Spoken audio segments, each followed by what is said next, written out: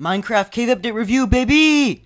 Okay, so yesterday, or let's be honest here, it'll be at least a week ago by the time this video is done, Minecraft's Caves and Cliffs update was released, or at least part 1 of that update was released, containing the blocks, mobs, and items of the update, without any of the major gameplay mechanics that we were all expecting from the update, like the new world generation, archaeology, cave biomes, or the warden.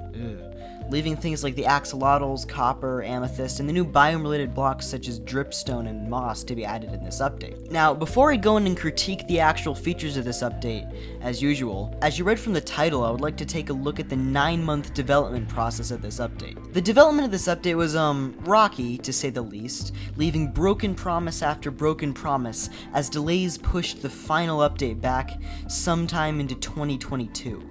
This eventually resulted in Mojang splitting the update into 2 parts, with one being left as a lifeless skeleton of an update that the studio thrust into our arms, while it takes time to work on its flesh and skin. Okay, now one thing I just want to get out of the way before I actually go in and review this update is there's a certain group of people who seem to think that just because Mojang works hard on these updates means you can't criticize them or any of the development practices associated with them. You know, the type of people that whenever an update or game gets delayed, they just go in and spam that Shigeru Miyamoto quote everywhere. Alright, I'll just say this. It doesn't matter if there's a lot of work being put into something. If the end product still has issues that need to be called out, you can absolutely criticize it. And the amount of time that Mojang takes to create these updates seems to be suspiciously long, and points to a huge disconnect between the amount of time being spent on these updates and the quality of features being released. Now, of course, a lot of people would say that the reason we're getting one new mob a year instead of one new mob a week is because the features are so much more thought out and detailed, which simply isn't true. If anything, as we've seen from the past several updates, a lot of the updates are either full of problems or just seem like reskins of existing features. And I really hate to say it, but even with this update, it seems like a lot of the features we've been getting are just kind of lazy. Okay, so I do get why a lot of the features were pushed back into 1.18. And it does seem like in their current state they were buggy messes and needed more time. However, it seems odd that these updates are taking so long to make at all. Like, especially for a game of Minecraft's size. Minecraft promised us 2 updates a year, and this year they couldn't even fulfill the entire update we were promised. Delays like this are totally expected for games like Bendy and the Dark Revival, which have pretty large scopes with only a team of 15 people or so working on them. But Minecraft is the biggest game in the world, owned by the biggest tech company in the world. It should have near infinite resources and money at its fingertips to get this stuff done as fast as possible. But it just doesn't. Now, for the people who use the argument that the features being put out today are much more thought out and polished than they used to be, they just really aren't. If anything, the features we're getting are less thought out and often broken in some way or feel piled on top of existing features. Take Beta 1.8 for example, adding a similar amount of content for 1.17, both adding several new blocks, mobs, items, biomes, the usual for a Minecraft update, with 1.8 actually outshining 1.17 in some cases, adding some of the most memorable mobs and structures to date, along with things like sprinting and hunger, which are extremely polished and unique systems. Features like this just aren't seen in the Cave update, which, with Minecraft being much safer for this update, opting for the usual influx of blocks and mobs instead of more interesting features. And here's the kicker. This update only took 2.5 months to completely develop and produce, compared with the Cave update and its 8 months. Now do you see the problem? It's starting to look like Mojang put out an arguably better update with more content in nearly a quarter of the time. Even when you factor in the scrapped content for the update, like the extended world gen, bundles, and all the other features that were cut, you still have other updates like Village and Pillage that still follow a 9-month development cycle and deliver even less content than Beta 1.8. However, I do still think that 1.17 was a good update. At the end of the day, even if the features are a bit unpolished, they always come out decent in the end. My main gripes with updates at the moment is how incredibly long they are taking. Mojang now having infinite resources to develop their game, they should not only be able to match, but exceed the production times of updates back in the Notch days. Instead, they are giving us half the features in twice the time. Mojang, there is no excuse. Now with all that out of the way, let's go dive in and look at some of the actual features of the Caves and Cliffs update part 1. My only actual issue with the content of this update is the features that weren't in it. And no, I'm not talking about the new world gen, which is pretty buggy and broken in their current state. And since they couldn't get the whole update done, for some reason, it's understandable why they'd push that back. What I am talking about are things like the bundle and skulk sensor, which, while yes, are still technically accessible by commands, are completely unobtainable in survival. Why the hell would you remove these? Their functionality was almost complete, and they're working pretty much as intended. Even if changes were meant to be made later, there's no reason to remove them. Oh, actually, Mojang did give us a reason. They don't want unfinished features and finished updates. Oh, really, Mojang? You don't want unfinished features and unfinished updates, huh? You don't want unfinished features and finished updates. I see. Okay, one of the new blocks that was added was Deep Slate, the darker variant of stone that generates on the bottom of the world, and will later fill the lower portions of the world below Y0, where the Warden will reside. Now, as far as looks go, this block is amazing. The texture is very eye-catching, and all the block variants have this very nice tiled look to them.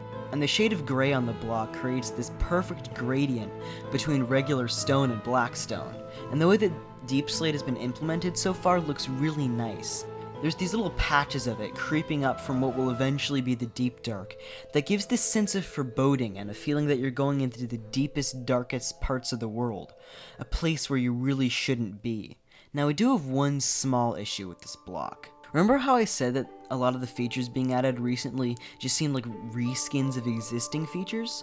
Well, this block seems like a prime example of that. Besides the Y level which it generates and its slightly longer breaking time, name one functional difference between Deep Slate and Stone.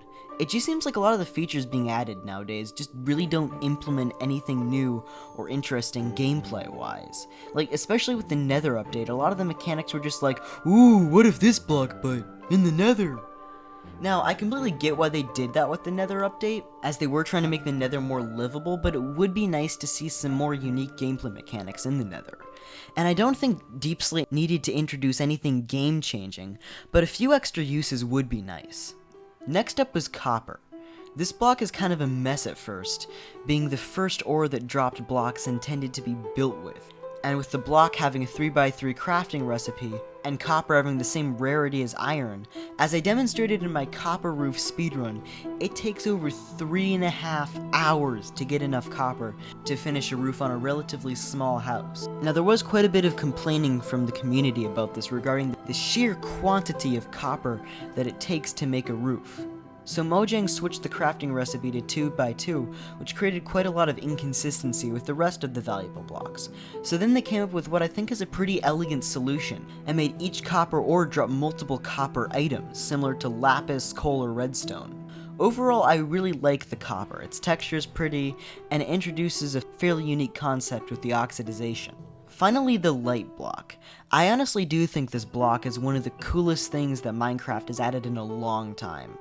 The light block is an item similar to the barrier block or structure void, but being able to control the light levels in the area, going from light levels 0 to 16. I know a lot of builders and map makers, including myself, have really wanted a block like this for a long time so they can light up their builds easier without having to resort to spamming torches everywhere or glowstone concealed under carpets, and this block finally fixes that problem. Now, while no full version of the Cave Biomes were actually released in 1.17, some of the new blocks can still be found in the world. And I think that Minecraft actually did this in pretty creative ways. Like having Deep Slate generated at the bottom of the world really helps with the atmosphere, that you were slowly descending down into this darker and creepier part of the world. And the small clumps of dripstone look really nice. Besides having that drip, they definitely make caves way more fun to explore already. Okay, next up is the mobs in this update. First, I would like to talk about the goat. Okay, next up is the Axolotl. The Axolotl is a new mob that spawns everywhere where there's water. And I do mean everywhere where there's water. Like, I had one single block of water in my house, and one day I looked over and bam, Axolotl. Axolotls can be tamed with a tropical fish in a bucket, and will then attack any hostile mob in the oceans. So they're just basically dogs, but in the water? Water dogs? Oh, I see what you did there, Mojang. Okay, so I actually think axolotls are secretly one of the best mobs that Mojang added in a while. The axolotls are one of the first tameable pet mobs added in quite a while, and can help protect you underwater. Not only is this filling a role as an underwater pet, but it adds another tameable pet mob that can fight for you, which the game arguably really lacks right now. Like, what, there's the dog, and finally, there's some features like the Amethyst Geode, Spyglass, and Glow Ink Sacs that I didn't really feel were important enough to put in the main part of this video, but still changed the game enough to make them worth mentioning. Some honorable mentions, so to speak. First are the Glow Ink Sacs. This item is surprisingly useful, having two main purposes. It can be used to make text on signs glow and create glow item frames, which make themselves and the items inside it well lit. Well, both of these are pretty small. Quality of life changes like this really help improve the game for creative players and map makers, with the item frames having purposes in all sorts of showcase type builds, and the glow text making signs so much easier to read and helping the text pop. Next is the Spyglass. Well, there have been a lot of complaints about this item from the community, from it not being able to load any new chunks when zoomed, to just being a clone of the Optifine zoom feature. I still think that the Spyglass was quite effective in what it does, and is pretty good at helping you spot terrain features and mobs from further away. It's definitely very fun to use, and Minecraft I think would benefit from more fun features like it. Last but not least is the Amethyst Geode. The geode is a pretty rare terrain structure that adds a lot of really nice aesthetics to the game, as well as being the main source of crystals. I think the geode really makes caves a lot more interesting to explore, and there should definitely be a lot more little points of interest like it throughout the game.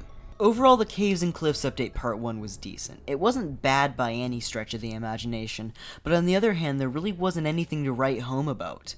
It was pretty passable for a major Minecraft update, adding everything you'd expect, including the, glow squid? Wait, the glow squid, that shouldn't be in the game. Hold up. Dream, what did you do? No, it should have been the Chillager. Dream, what the hell did you do? It should have been the So, if you liked my review of the 1.17 update, then please go ahead and like the video and subscribe to boost all the engagement and watch time and other stuff I pretend not to care about. And, if you click here, you can watch another video, or if you click there, you can also watch another video. I don't know. Goodbye. I will see you in the next one.